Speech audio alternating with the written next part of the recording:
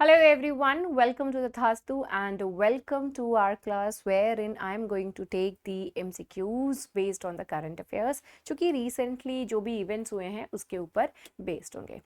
So my name is Khushbu, I guess आप सभी को याद होगा.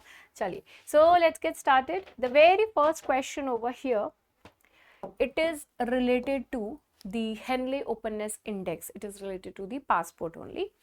पहला यहाँ पर जो स्टेटमेंट है, the very first statement, the Henley openness index is an international ranking designed to evaluate the potency and mobility of passports issued by different nations across the world.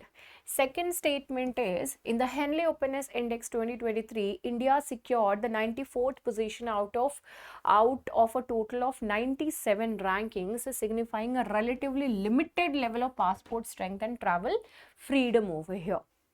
You have to choose the correct statement. Correct statement choose करना है आपको, उसमें जो है जो भी options दिए हैं अकॉर्डिंगली. हिंदी में पढ़ लेते हैं. हेनली ओपननेस इंडेक्स के संदर्भ में निम्नलिखित कथनों पर विचार करें. पहला है, हेनली ओपननेस इंडेक्स एक अंतर्राष्ट्रीय रैंकिंग है जिसे दुनिया भर के विभिन्न देशों द्वारा जारी किए गए पासपोर्ट की क्षमता और गतिशीलता का मूल्यांकन करने के लिए डिजाइन किया गया है. Second statement is, Henley openness index 2023 में भारत ने कुल 97 रैंकिंग में से 94वां रैंक हासिल किया, जो पासपोर्ट की ताकत और यात्रा स्वतंत्रता के अपेक्षाकृत सीमित स्तर को दर्शाता है. तो आपको बताना है कि दोनों में से कौन से जो स्टेटमेंट्स हैं वो यहाँ पर सही हैं. तो यहाँ पर जो है हमारा ऑप्शन बी इज करेक्ट. सिर्फ सेकंड स्टेटमेंट जो है वो करेक्ट है. ठीक है, फर्स्ट इज नॉट करेक्ट. यहाँ पे देखिए जो ओवरऑल रैंकिंग यहाँ पे देखिए जो इंडिया सिक्योर 80th रैंक, इस चीज़ को और ये 94 जो है इस चीज़ को कंफ्यूज मत होइएगा. यहाँ पे ये जो है ये एक्चुअली जो वीज़ा फ्री ट्रैवल देने की जो बात है इंडिया की तरफ से, वो सिर्फ 4 नेशंस को मिले हैं. तो उसके बेसिस पे यहाँ पर जो रैंकिंग है वो बताई गई है.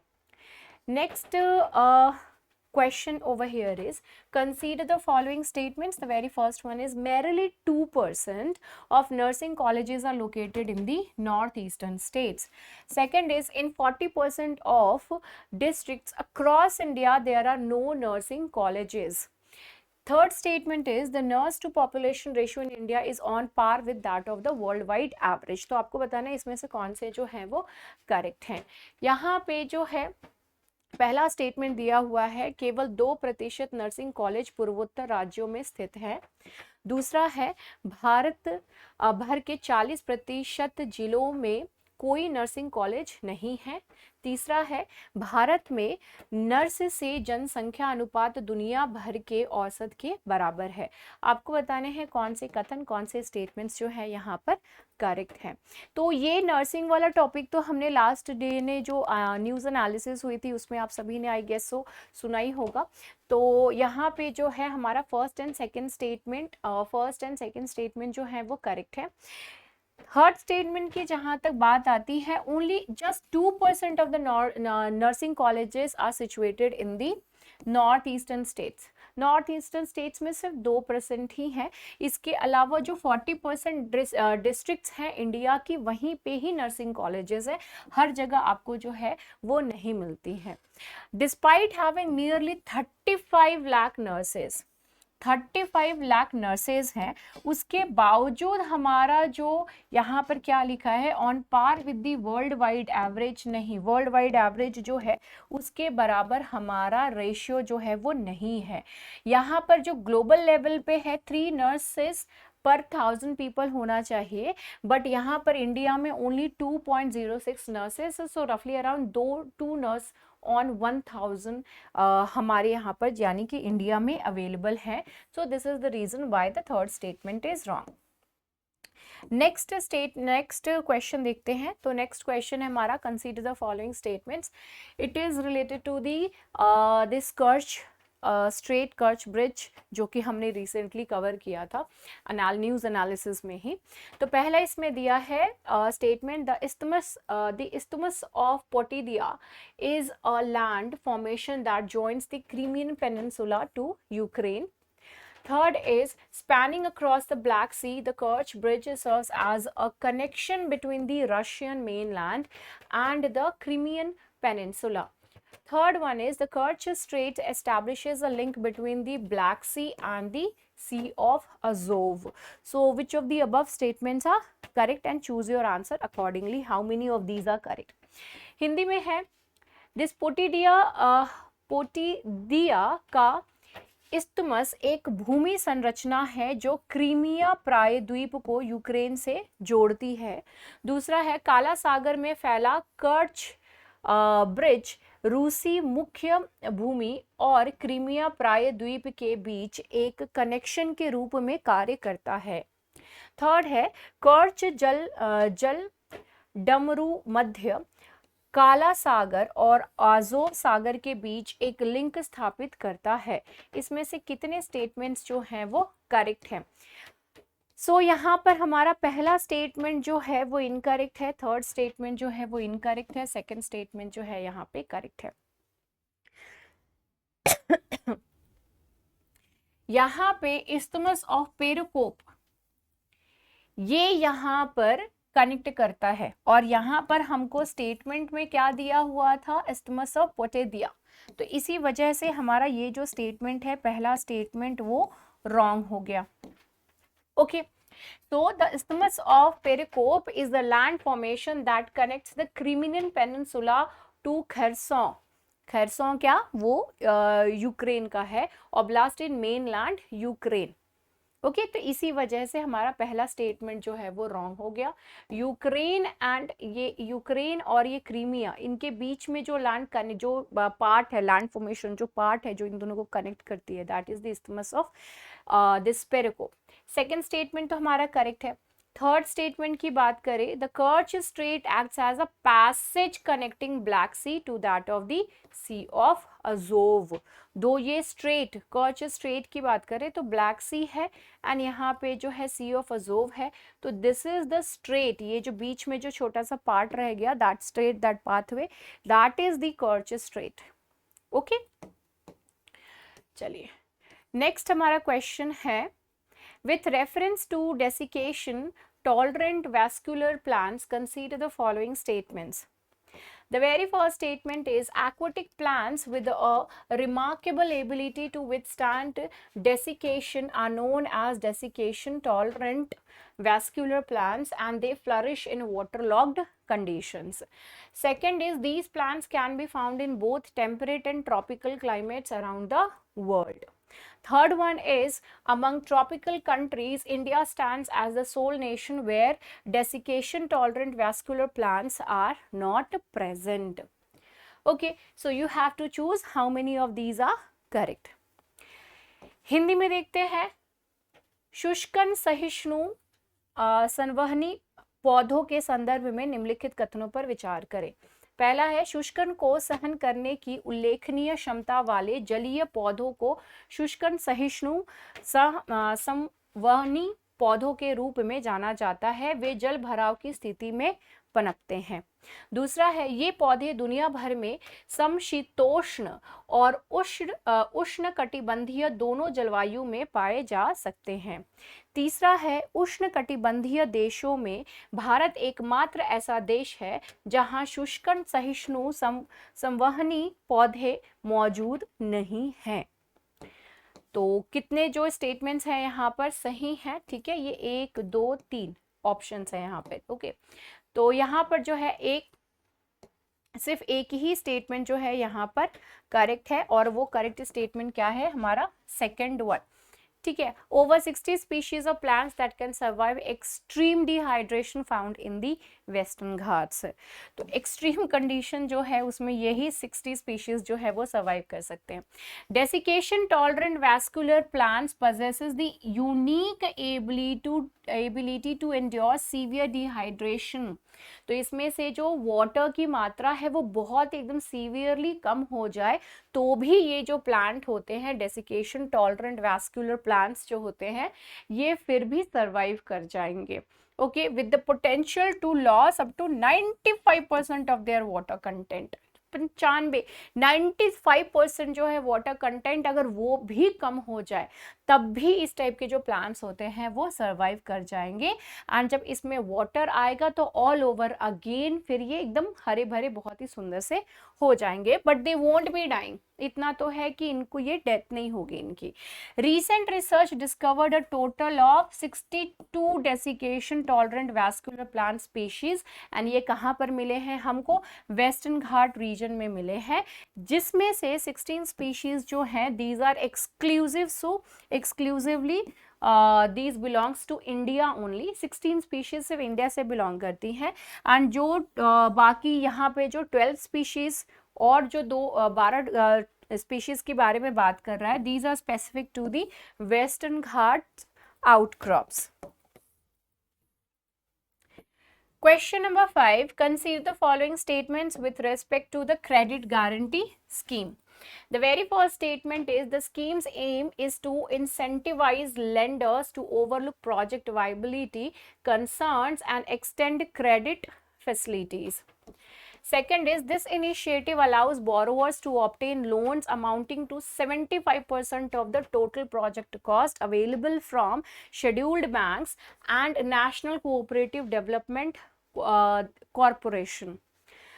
Third is first generation entrepreneurs and disadvantaged individuals qualify for participation in this scheme।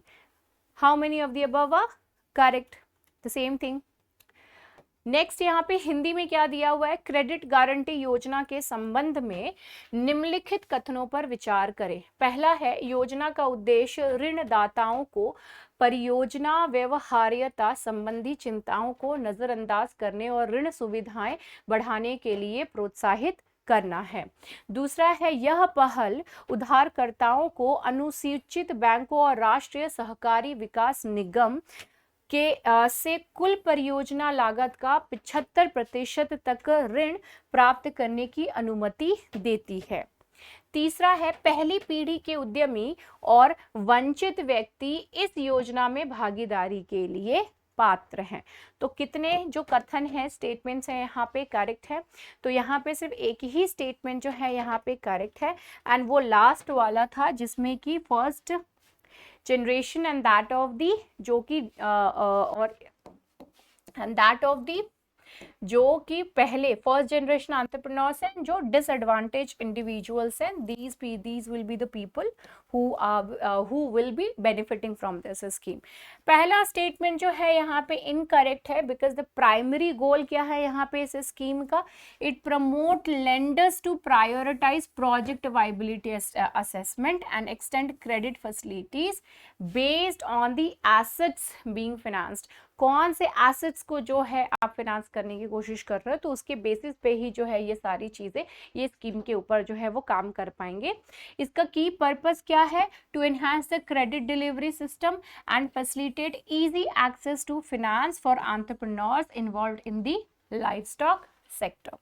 Livestock sector के लिए सेकंड स्टेटमेंट यहाँ पे रॉन्ग है, बिकॉज इसके अंदर जो बेनिफिशियरीज जो हैं इनको कितना, उसमें हमने कितना देखा यहाँ पे 90% है ना कि 75% है। एंड ये प्रोजेक्ट कॉस्ट किसी भी शेड्यूल्ड बैंक से या फिर नेशनल कोऑपरेटिव डेवलपमेंट कॉरपोरेशन जो है NCDC, इनमें से किसी से भी 90% तक का जो है यहाँ पर लोन, जो कॉस्ट टोटल कॉस्ट प्रोजेक्ट का 90% तक का जो है वो लोन यहाँ पर सैंक्शन हो सकता है।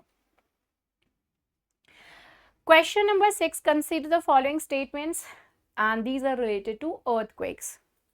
पहला है, the Mercalli scale is used to gauge the intensity of an earthquake। Second is, the magnitude of an earthquake represents the amount of energy released during the event। Third is, earthquake magnitudes are determined by directly measuring the amplitude of seismic waves। Fourth is, on the Richter scale, each whole number signifies a 100-fold rise in the energy released। हाँ, and इसमें से आपको बताना है which of the above are correct। भूकंप के संबंध में निम्नलिखित कथनों पर विचार करें। पहला इसमें स्टेटमेंट दिया, भूकंप की तीव्रता मापने के लिए मर्कली स्केल का उपयोग किया जाता है। दूसरा है, भूकंप की तीव्रता घटना के दौरान जारी ऊर्जा की मात्रा को दर्शाती है। तीसरा है भूकंप की तीव्रता सीधे भूकंपीय तरंगों के आयाम को मापकर निर्धारित की जाती है। फोर्थ इज रिक्टर स्केल पर प्रत्येक पूर्ण संख्या जारी ऊर्जा में 100 गुना वृद्धि का संकेत देती है। ओके, तो आपको बताना है कि इसमें कितने जो है कौन से स्टेटमेंट्स हैं जो कि करेक्ट है। तो यहाँ पे हमारा 1 2 3 जो है वो करेक्ट है, fourth one is wrong. Earthquake, recently Rajasthan में अर्थक्वेक आया था, इसी वजह से इस पे क्वेश्चन है, राइट। तो अर्थक्वेक एक्चुअली होता क्या है, sudden shaking of the earth, earth जो है all of a sudden shake कर गया है, तो दैट इज द डेफिनेशन, ठीक है। इट रेफर्स द शेकिंग और vibration experienced on the earth surface due to a sudden release of energy within the earth's lithosphere leading to creation of the seismic waves. तो ये waves जो है ना all of a sudden earth में जो है किसी point पर ऑल ऑफ अ सडन जो है एनर्जी रिलीज हो रही है, and that energy is not something कि बस ऐसे रिलीज हो, टेक्टोनिक प्लेट्स एंड ऑल, उन सब बहुत सारी चीज़ें एक्चुअली उसके अंदर होती हैं, एंड वॉल्केनो वो भी जो है इसके पीछे रीज़न होते हैं, बहुत सारे रीज़न है। जस्ट फॉर एन एग्जांपल यहाँ पर क्या कह रहे हैं कि सडन जो एनर्जी रिलीज हो रही है, तो इसकी वजह से सिस्मिक वेव्स जो हैं वो यहाँ पर रिलीज होते हैं। तो आप लोगों ने अगर नहीं रेफर किया हो तो क्लास 11th में है भाई आपका, जिसमें कि पी वेव्स, एस वेव्स, इन सभी के बारे में है, primary waves and secondary waves के बारे में दिया हुआ है। So do refer that particular chapter in order to understand the complete thing from A to Z related to the earthquakes. And इस बार 2023 का जो हमारा पेपर था 2023 में, तो उसमें भी तो इसके ऊपर बेस्ड क्वेश्चन आए हुए थे, P waves and S waves के ऊपर, प्राइमरी एंड सेकेंडरी वेव्स से, एंड ये जो स्टेटमेंट्स थे वो वहीं से लिए गए थे NCERT से, बस उसकी रीफ्रेमिंग कर दी गई थी, दैट्स इट, अदरवाइज एकदम डिटो वहीं से ही आए हुए थे। खैर, सो सडन जो है मूवमेंट होती है, रिलीज हुआ energy, and because of that जो फॉल्ट लाइन की वजह से जो है अर्थ के सरफेस पे अर्थक्वेक आता है। इसकी जो इंटेंसिटी है वो कैसे हम स्केल करते हैं, मेजर करते हैं, मर्कली स्केल के यूज से। मैग्नीट्यूड जो है ये रिचर स्केल को यूज करके हम समझते हैं। ओके, चलिए नेक्स्ट हमारा क्वेश्चन है, consider the following statements, it is related to the flash flood से रिलेटेड है, ठीक है। तो पहला यहाँ पर जो स्टेटमेंट कह रहा है, flash floods induced by human activities occur when dams retain substantial amounts of water and subsequently release it downstream. Second is delimitation refers to the procedure of establishing fresh electoral boundaries aimed at enhancing government services, efficiency and equitable resource distribution across various regions. So which of the above statements are correct? Choose your answer carefully. यहाँ पे जो है हिंदी के देख लेते हैं, निम्नलिखित कथनों पर विचार करें। मानवीय गतिविधियों से प्रेरित अचानक बाढ़ तब आती है जब बांध पर्याप्त मात्रा में पानी बनाए रखते हैं और बाद में इसे नीचे की ओर छोड़ देते हैं। दूसरा है, परिसीमन से तात्पर्य विभिन्न क्षेत्रों में सरकारी सेवा दक्षता और समान संसाधन वितरण को बढ़ाने के उद्देश्य से नई चुनावी सीमाएं स्थापित करने की प्रक्रिया से है। तो इसमें से कौन से जो हैं वो कथन सही हैं? सी, यहाँ पे जो दोनों स्टेटमेंट्स दिए हुए हैं, both the statements are correct over here. Man made floods of Yamuna call for ecosystem led solutions. So यहाँ पे जो है दोनों ही स्टेटमेंट्स आपके करेक्ट है, so nothing much to discuss about over here this question. Next question is related to the high seize.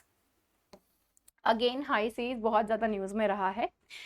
So the very first one is approximately 95% of the sea's total volume constitutes the high seas. 95% की बात कर रहा है, that is approximately. Okay.